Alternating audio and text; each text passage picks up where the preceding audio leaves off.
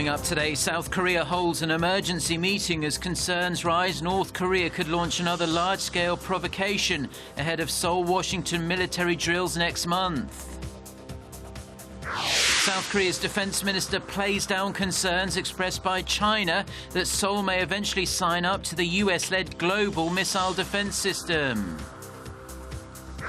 Plus, Turkey's president declares a 3-month state of emergency to tackle the forces behind the recent coup attempt.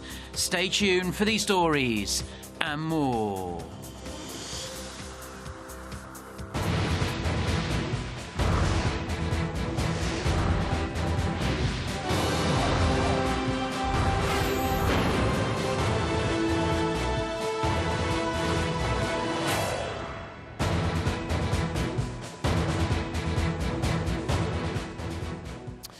Hello to our viewers around the world. It's 6 a.m. on Thursday, July 21st here in Seoul. Thank you for joining us. I'm Mark Broom.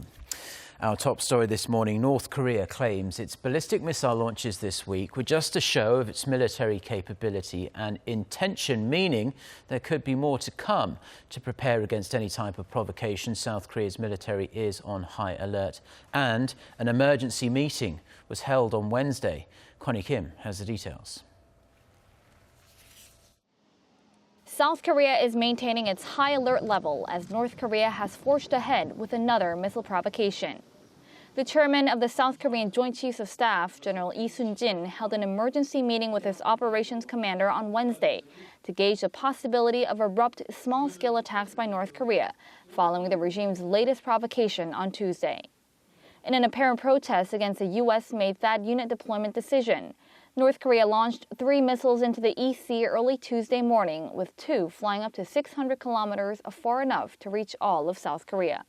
The military said it discussed possible response measures against the North, as there is a high possibility Pyongyang could launch another provocation, possibly a 5th nuclear test or a submarine-launched ballistic missile test, around the joint drills between Seoul and Washington scheduled to take place next month.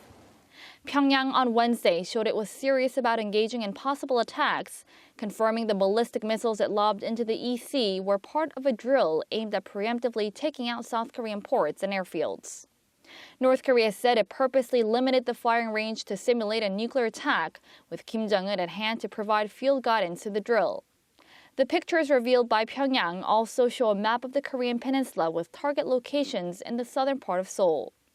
The North has been against the THAAD deployment to South Korea, warning that it would carry out physical action against the South as soon as the location of the THAAD battery deployment was confirmed. And adding to North Korea's provocations aimed at expressing its discontent regarding the THAAD decision, the North has resumed its encrypted message broadcasts to its spies for the first time since the Inter-Korean Summit in 2000. With that, inter-Korean tensions have further escalated with seemingly no way out for the time being. Connie Kim, Arirang News.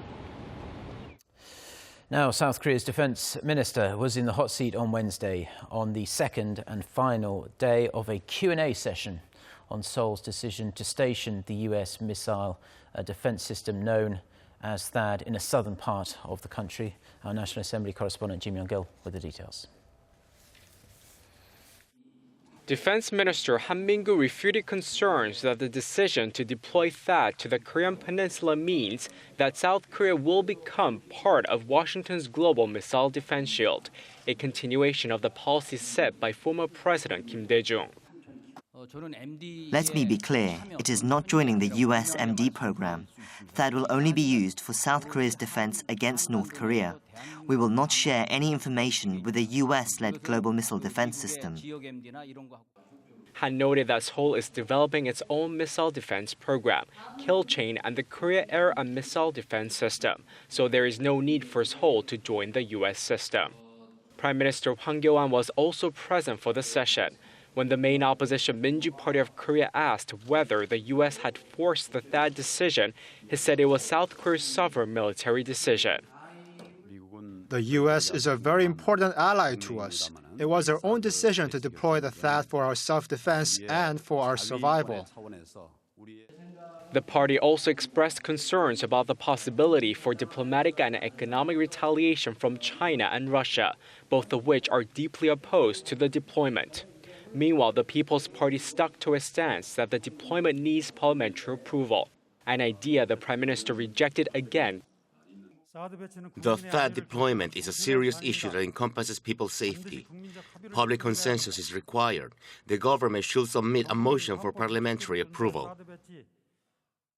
The opposition parties also criticized the government for disclosing the intended site of Seongju, Gyeongsangbuk-do province, without consulting the people who live there, and asked if there were any plans to compensate Seongju residents. The defense minister replied that while there is no compensation plan, the government will meet with Seongju residents and give them whatever support they need. Kim Young-git, Arirang News. Turkey's President Recep Tayyip Erdogan has announced a 3-month state of emergency following last week's coup attempt. In a televised address to the nation within the last hour or so, Erdogan said the measure was necessary to protect democracy and remove threats to Turkey's economy. He said there will be more arrests in the coming days, referring to them as cleansing needed to bring calm to the nation. The Turkish leader added that while there would be obstacles ahead, citizens should not be afraid of the state of emergency. He lauded citizens who took to the streets last Friday to face down the troops involved in the coup attempt. The state of emergency comes after a National Security Council and cabinet meeting. About 60,000 soldiers, police, judges, civil servants and teachers have been suspended, detained or placed under investigation since last week's failed coup. Staying with international news now, and over in the United States, Donald Trump has been formally nominated the Republican Party's candidate for America's presidential election in November. Our Park Ji-won has more from the GOP convention in Cleveland, Ohio. After a months-long struggle and several attempts to put down his candidacy, Donald Trump is now the Republican Party's official nominee.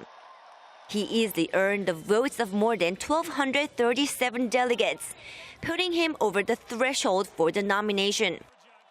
Donald J. Trump, having received a majority of these votes entitled to be cast at the convention, has been selected as the Republican Party nominee for President of the United States.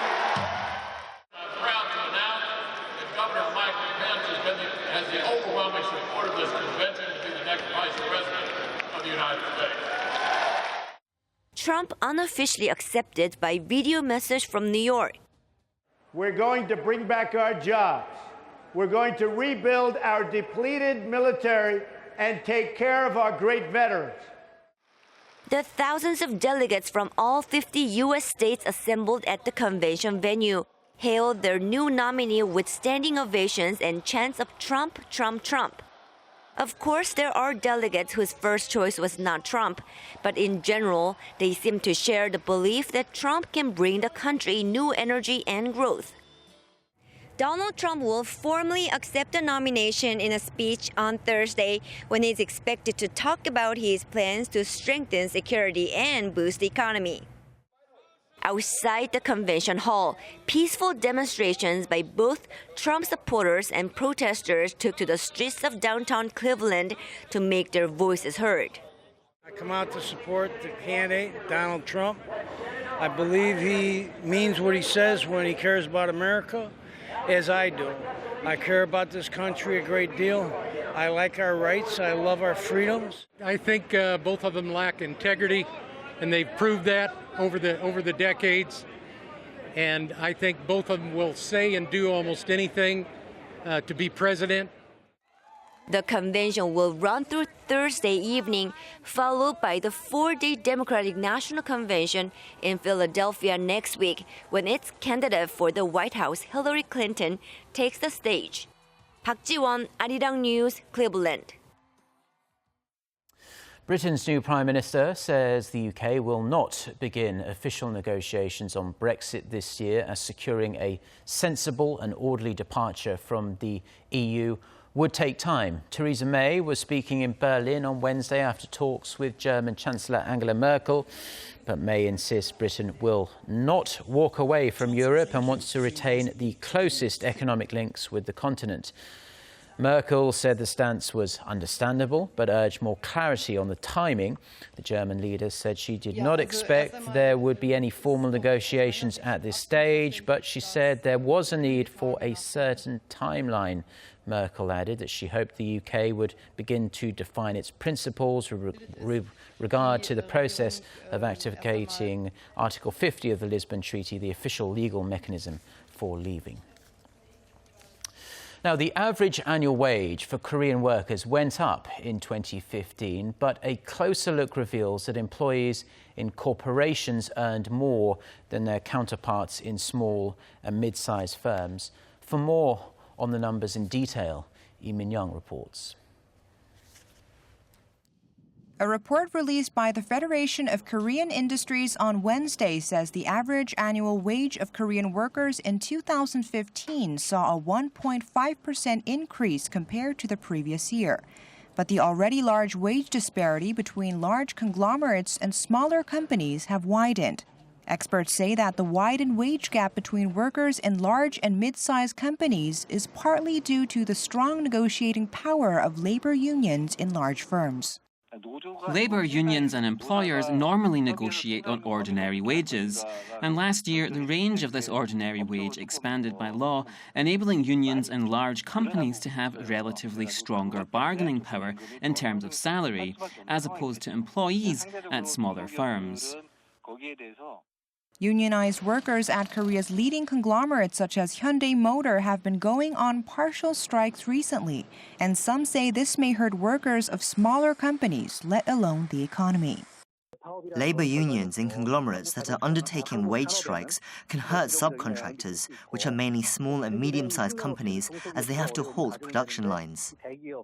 According to the report, large companies paid 4.2% more in 2015 than a year before, while small and medium-sized firms raised their employees' salaries by only about 1%. The data also shows that the average annual salary of regular workers in large companies stood at about $57,000, while workers in small and medium-sized companies earned $29,000 a year in average. This means the annual salary of regular workers in large enterprises falls within the top 10% of income level, while earnings of employees in smaller enterprises are placed within the top 35%. Lee Min-young, Arirang News. Now, Taekwondo, it's a modernized sporting version of a traditional Korean martial arts, and since making its debut as an official Olympic event at the 1988 Seoul Games, it has gone through numerous upgrades and changes. The evolution isn't complete yet either. For a look at some of the tweaks to add even more excitement to the events in Rio, Kwon Jang-ho reports. Taekwondo has been evolving over the last few years in an effort to become more exciting and fair. And to that end, a number of new changes will be introduced at the Rio Olympics as well. The first thing audiences will notice is the ring. Before London 2012, it used to be a 10 by 10 meter square, and now it's changed to an 8 meter octagon. By taking off the corners and making it smaller, it's aimed at discouraging defensive tactics. With the octagon ring, there's nowhere to hide, so you can't be constantly circling the ring to run away. So it does mean there will be more clashes. There are also other changes. At the last Olympics, they introduced electronic sensors into the foot pads and body armor. This year, they're adding sensors to their helmets as well. This is crucial, as a kick or a punch to the body is worth 1 to 3 points, but a kick to the head is worth 3 to 4 points. They've also upgraded the number of sensors in the foot pads, but at the same time, they've upped the sensitivity threshold of the body armor, so only a cleaner, stronger hit will register as a point. As you can see, that threshold is quite high, so the kinds of weaker tactical kicks that drew criticism at the last Olympics won't work. You need to be quick to find space to make your attack, and then you need power to make the hit count and score. So you need that combination of speed and power to get points. All the athletes have been working a lot with electronic scoring systems. I myself have been training to find the best way to register hits without wasting energy. The success of these changes have been deemed important for the credibility of the sport, as controversial decisions have plagued it in the past. Fair and transparency of refereeing is very important. So we are really trying to encourage our international referees. We already did it 2 times for the special referee seminars for preparing for the Rio Olympic Games. Korea will not only be rooting for its Taekwondo stars to win gold in Rio, it will also be looking for an exciting and successful tournament that can both elevate the reputation of the Korean martial art and further establish it as a truly global sport. Kwon Jang-ho, Arirang News.